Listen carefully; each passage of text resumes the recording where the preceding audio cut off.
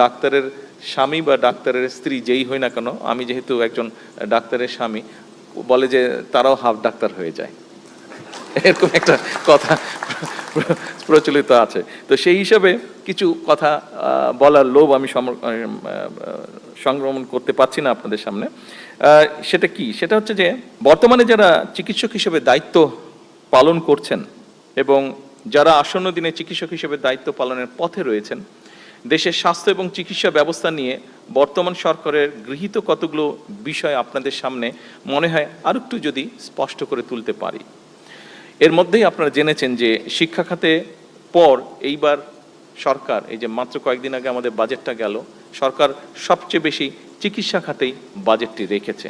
এবছর জাতীয় বাজেটে স্বাস্থ্য খাতের বাজেট বরাদ্দের পরিমাণ প্রায় 70,000 কোটি টাকার কাছাকাছি, 70,000। এইটা টোটাল যে জিডিপি, সেই জিডিপির 1.2% টোটাল, যেটা মোটামুটিভাবে এখন পর্যন্ত সেটাই। আমাদের যেটা পরিকল্পনা হচ্ছে, এই যে আপনাদের সামনে বললাম, আপনারা এর মধ্যে কথা প্রসঙ্গে অনেকগুলোই জেনেছেন। যেমন আমি বললাম যে আমরা হেলথ কেয়ার অ্যাপয়েন্ট করবো, যেই হেলথ কেয়ারে প্রায় 1 লক্ষ হেলথ কেয়ার অ্যাপয়েন্ট হবে। এই হেলথ কেয়ারের যেটা 80% আমরা চাইছি নারীদেরকে অ্যাপয়েন্ট করতে। এর বাইরেও ধরেন হাসপাতালগুলো আমরা বেটার সার্ভিস করব, যেটা একটু আগে মন্ত্রী সাহেব বললেন আপনাদের বিভিন্ন আলোচনার পরিপ্রেক্ষিতে।